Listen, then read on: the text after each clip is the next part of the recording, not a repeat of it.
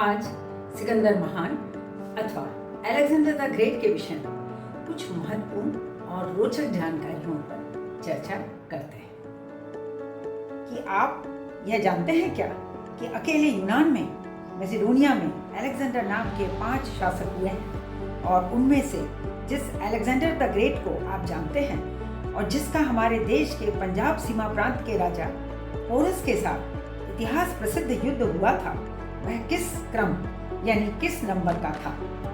जी हाँ, अकेले प्राचीन ग्रीस के मैसेडोनिया में अलेक्जेंडर नाम के 5 शासक हुए हैं। अलेक्जेंडर प्रथम ने मैसेडोनिया को पावरफुल बनाने में योगदान दिया।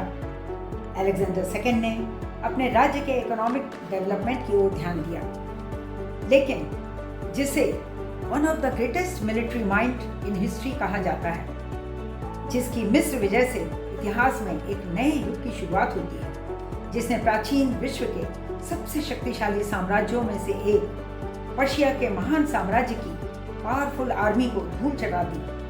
331 BCE में जिसने पर्शियन सम्राट दारा तृतीय के पर्सिपोलिस नगर में आग लगा दी और नष्ट कर दिया, जिसका साम्राज्य ईरान, इराक, तुर्की, मिस्र और पश्चिमोत्तर भारत तक फैला था, जिसने 70 से ऊपर तक नगर बसाए, जिसकी मृत्यु 33 वर्ष की आयु में ही हो गई थी, लेकिन इतने अल्पकाल में ही जिसने अपनी प्रकाशमान विजयों से उस समय तक ज्ञात यूरोप, एशिया तथा अफ्रीका महाद्वीपों में विजय प्राप्त कर स्वयं को अमर बना लिया था। विशेष उल्लेखनीय यह है कि नेपोलियन ने फ्रांस के लिए 2000 वर्षों बाद जो किया, वह उसने यूनान या ग्रीस के लिए 4th सेंचुरी BCE में ही कर दिखाया था। तो इतनी सारी उपलब्धियों वाला जो यूनान के मैसेडोनिया का शासक था, वह था अलेक्जेंडर थर्ड या सिकंदर तृतीय। अलेक्जेंडर द ग्रेट के पिता फिलिप द्वितीय थे। उसकी माँ ओलंपिया बहुत ही पावरफुल और इन्फ्लुएंशियल लेडी थी। वह एपिरस की राजकुमारी थी। वह मैजिक और मिस्ट्रिकल रिचुअल्स में बहुत रुचि लेती थी। वह सांपों के साथ टाइम स्पेंड करना पसंद करती थी। सांपों को वह सेक्रेट समझती थी। वह अलेक्जेंडर द ग्रेट के लिए बहुत बड़ा संबल थी। एक और महत्वपूर्ण जानकारी यह कि सिकंदर के घोड़े का नाम बुसेफेलस था, जो तुर्कमान घोड़े से उत्पन्न अपने सुनहरे कोट के लिए प्रसिद्ध होते हैं थेसेलियन नस्ल का था। सिकंदर ने अनेक युद्धों में उसकी सवारी की थी। उसकी मृत्यु 326 BCE में झेलम नदी के पास हुई, जो वर्तमान पाकिस्तान के पंजाब प्रांत में है। सिकंदर ने उसकी याद में एक नगर बसाया, जिसका नाम बुसेफला रखा गया।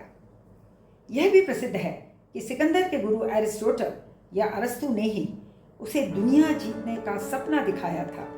तभी शायद सिकंदर यह कहता था कि मैं अंधकार से भरे लंबे जीवन की अपेक्षा प्रतिष्ठा से भरा छोटा जीवन जीना चाहता हूँ।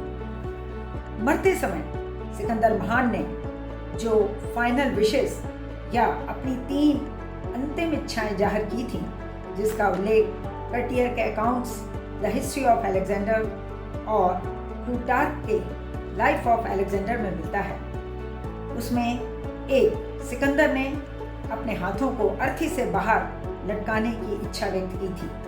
दूसरी यह कि उसके जनाजे को ले जाने वाले रास्ते में उसकी संपत्ति बिखेर दें, यानी हम खाली हाथ आते हैं और जाते भी खाली हाथ हैं। तीसरी यह कि मेरे चिकित्सक मेरे शरीर को अकेले ले जाएं, ताकि लोग यह जानें कि कोई भी चिकित्सक लोगों को मौत के चुंगल से बचाने के लिए उतना शक्तिशाली नहीं था। एक और रुचिकर प्रसंग उसके विषय में यह है कि वह सोते समय अपने पास खंजर रखता था और उसके बगल में एक बक्सा होता था और उसमें वह अपना सबसे पसंदीदा ग्रंथ इलियड की एक प्रति रखता था।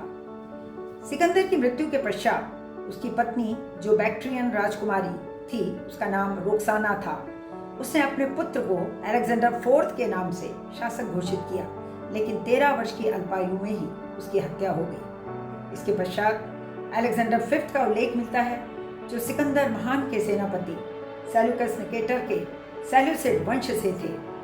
इस तरह मैसेडोनिया एवं यूनानी साम्राज्य के इन 5 अलेक्जेंडर या सिकंदर नामधारी शासकों में से Alexander third was the greatest among them. तो चलिए मिलते हैं क्विक हिस्ट्री शॉर्ट्स की अगली कड़ी में इतिहास के एक अन्य विषय के साथ। तब तक के लिए नमस्कार।